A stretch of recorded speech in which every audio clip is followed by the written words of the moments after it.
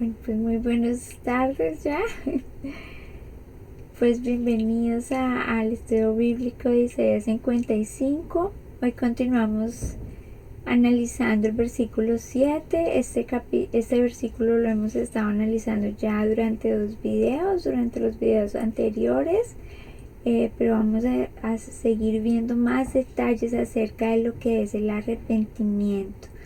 Hoy lo vamos a analizar con el capítulo 3 del Evangelio de Lucas, el cual es el relato de Juan el Bautista, la predicación de Juan el Bautista. Este mismo relato de Juan el Bautista también está en Mateo capítulo 3, también lo encontramos en Marcos capítulo 1, también está en el Evangelio de Juan en el capítulo 1. Y si ustedes leen, les recomiendo que los lean todos. Entonces van a ver que cada evangelio da unos detalles especiales acerca de este relato, como que cada evangelio se enfoca en ciertas partes de ese mismo relato.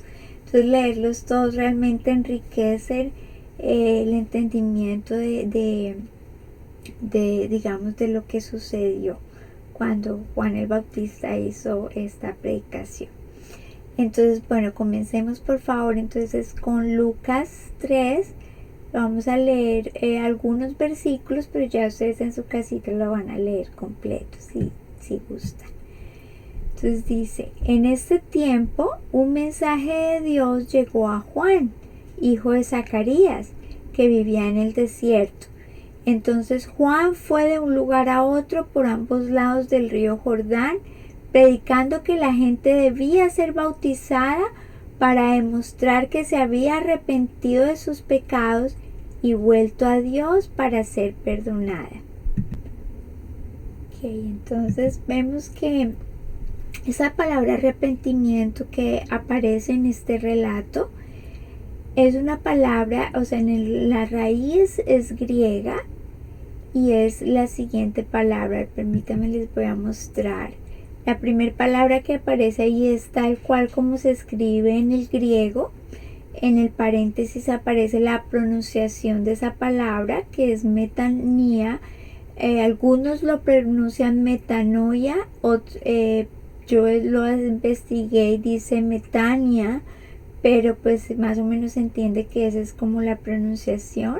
Y el significado quiere decir arrepentimiento, y otro sinónimo es reversión de la decisión.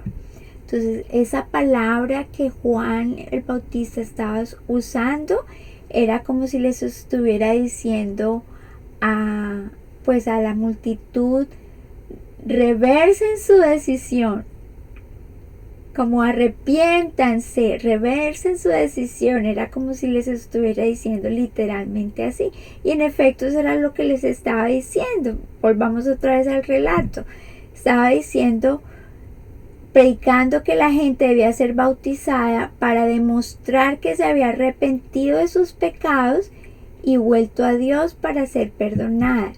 Eso es el arrepentimiento, el darle la espalda al pecado y volver a Dios. Entonces el arrepentimiento es cuando dice que es reversión de la decisión.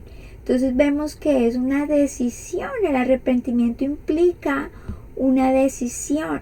Entonces vamos por el camino de pecado, tomamos la decisión de abandonar ese camino y nos damos la vuelta, damos la reversa, damos un giro, y entonces le damos la espalda a ese camino de pecado. ¿Y a dónde entonces nos dirigimos? Hacia Dios. Entonces nadie puede regresar a Dios sin antes haberle dado un giro a su vida, sin antes haber tomado la decisión de darle la espalda al pecado. Entonces, si ven, entonces siempre están esos dos elementos juntos: el arrepentimiento y volver a Dios. Siempre está, el arrepentimiento es como que expulsar el pecado de nuestra vida para que podamos recibir a Cristo como el dueño de nuestra vida, como el amo de nuestra vida. Entonces, si ahí está el pecado, si no lo hemos abandonado, Cristo no puede entrar a nuestra vida. hasta que nosotros realmente nos hayamos arrepentido de manera genuina. Entonces, continuemos entonces con el relato. Entonces decía, predicando que la gente debía ser bautizada para demostrar que se había arrepentido de sus pecados y vuelto a Dios para ser perdonada. Dice, cuando las multitudes acudieron a Juan para que los bautizara, les dijo, camada de víboras, ¿quién les advirtió que huyeran de la ira de Dios que se acerca? Entonces vemos aquí que Juan empieza su predicación a la multitud diciendo arrepiéntanse, pero dice que venía una multitud y que les dice camada de víboras. Entonces, si analizamos el Evangelio de Juan, el capítulo 1, nos da más detalles acerca de cuál era esta multitud a la cual Juan le estaba diciendo camada de víboras. Pero si vemos, Juan como que no empezó esta predicación del Evangelio de manera muy amistosa.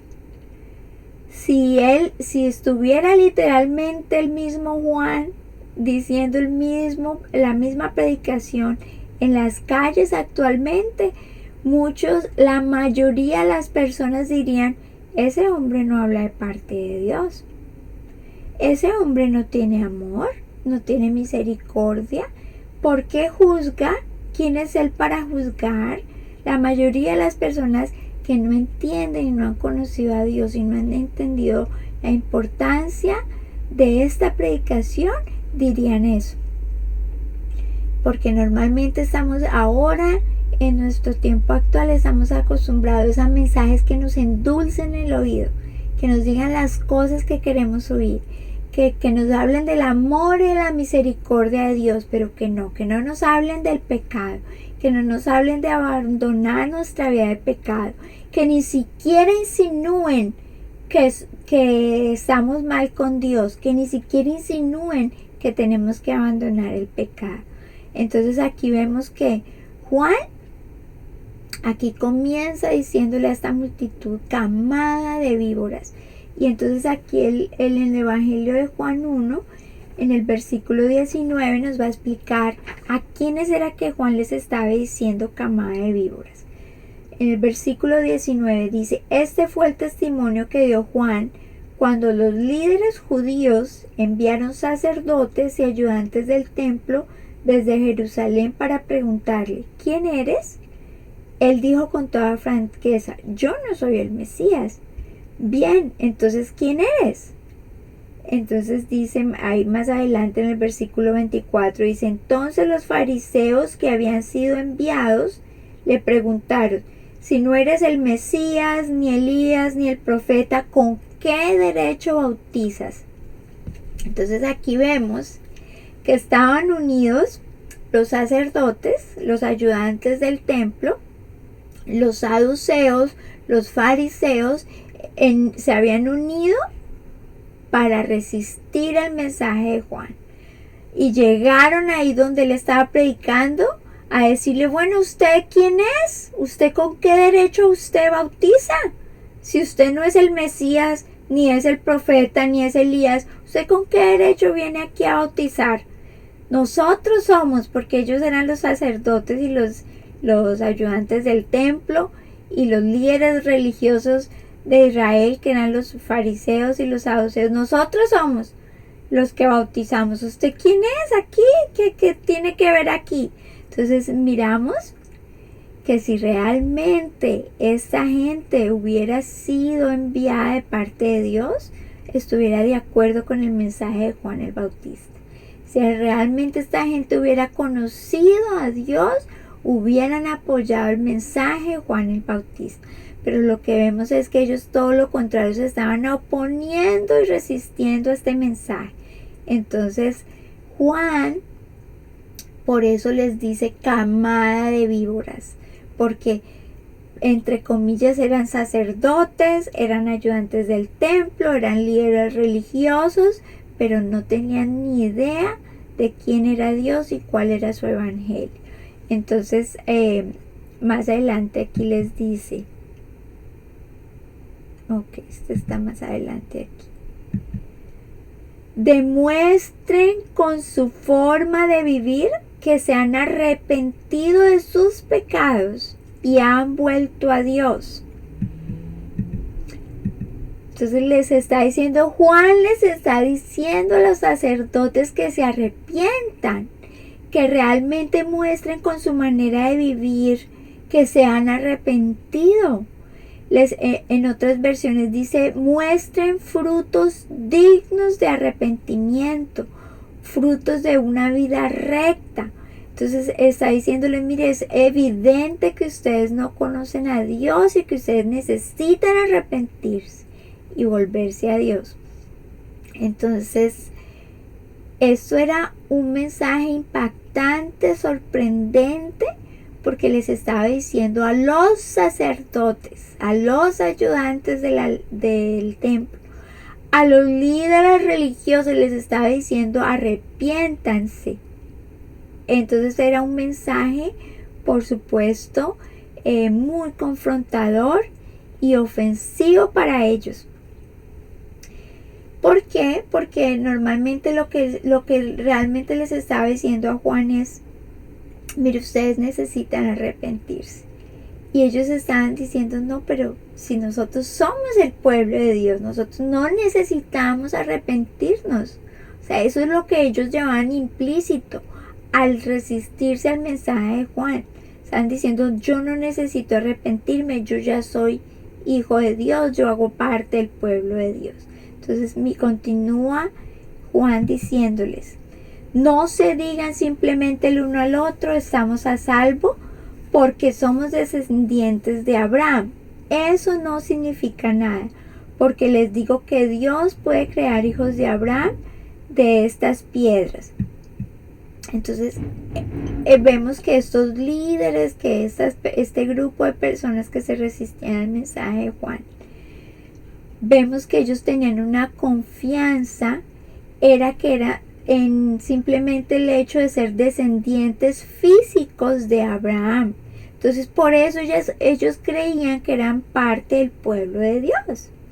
Y entonces Juan les dice, mire, eso no significa nada. No se digan el uno al otro somos descendientes de Abraham. No se confíen y no se llamen ustedes pueblo de Dios si no realmente se han arrepentido de sus pecados. Eso es lo que les está diciendo Juan.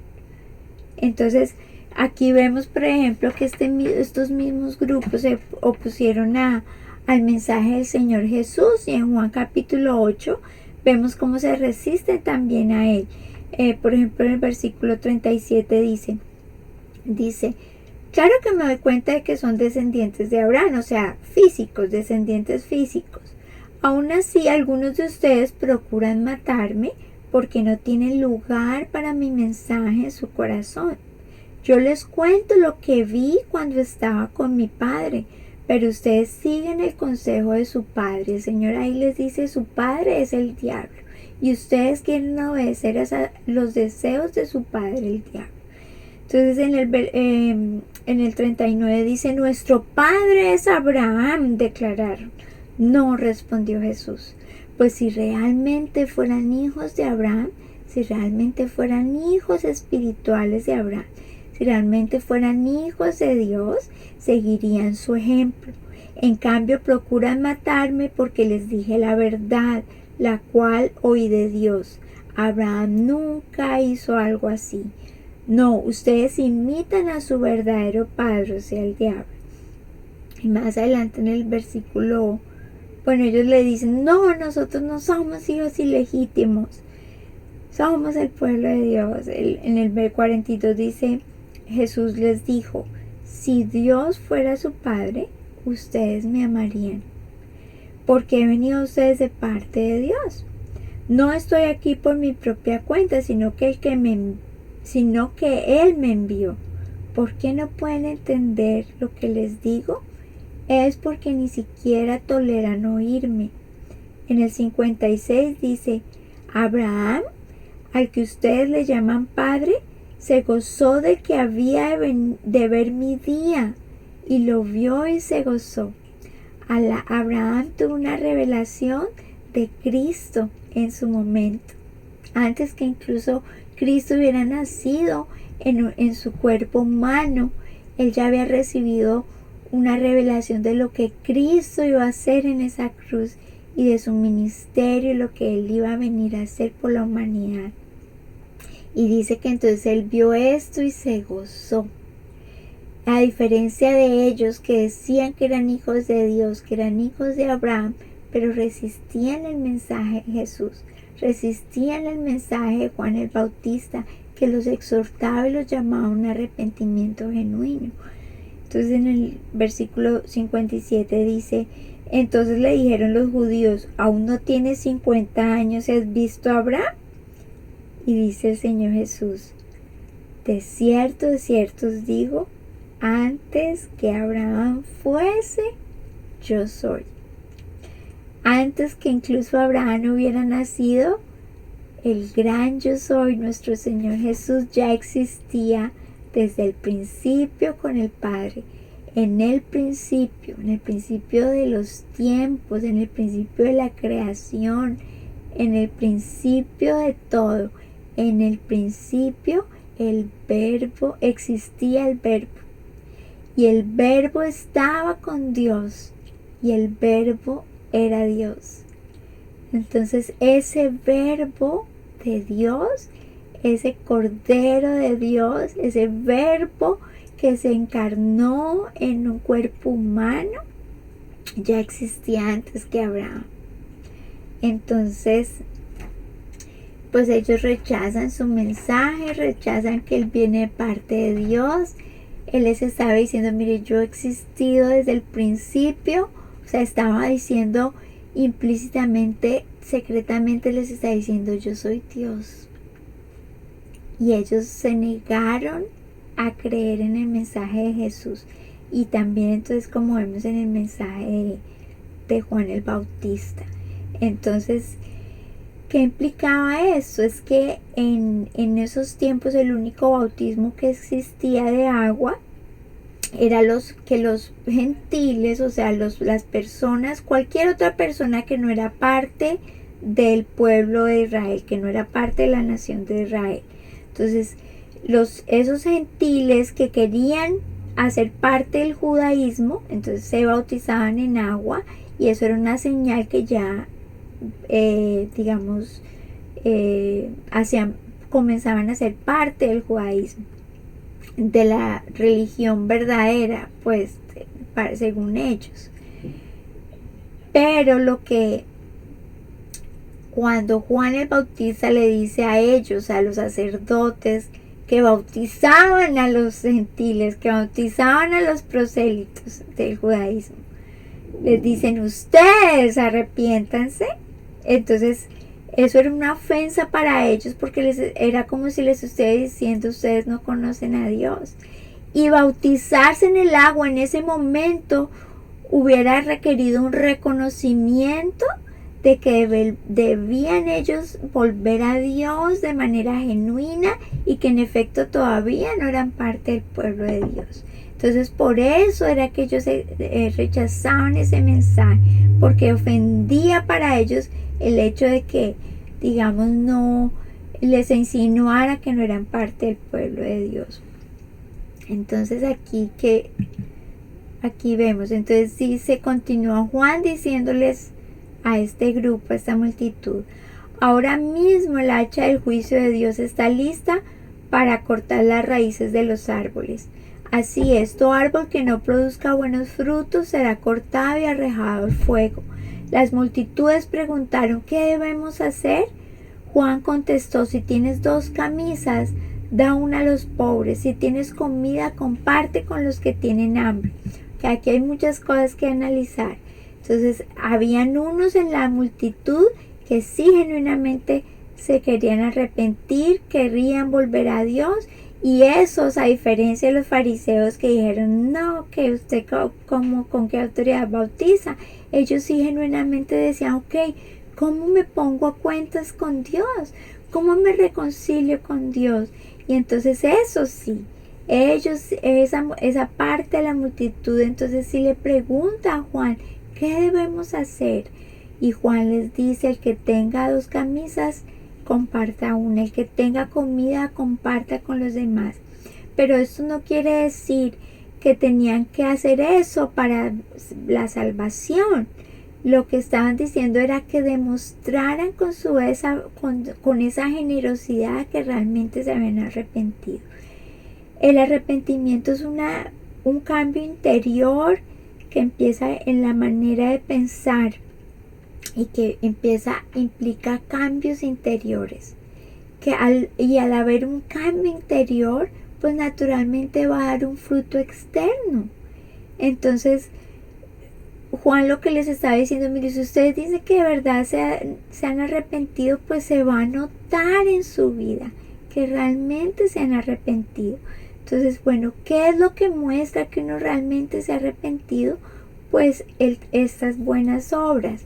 Pero no que esas buenas obras sean para ganar la salvación, sino que es una evidencia de que usted ya es salvo, de que usted ya se ha arrepentido, de que usted realmente ha vuelto a Dios.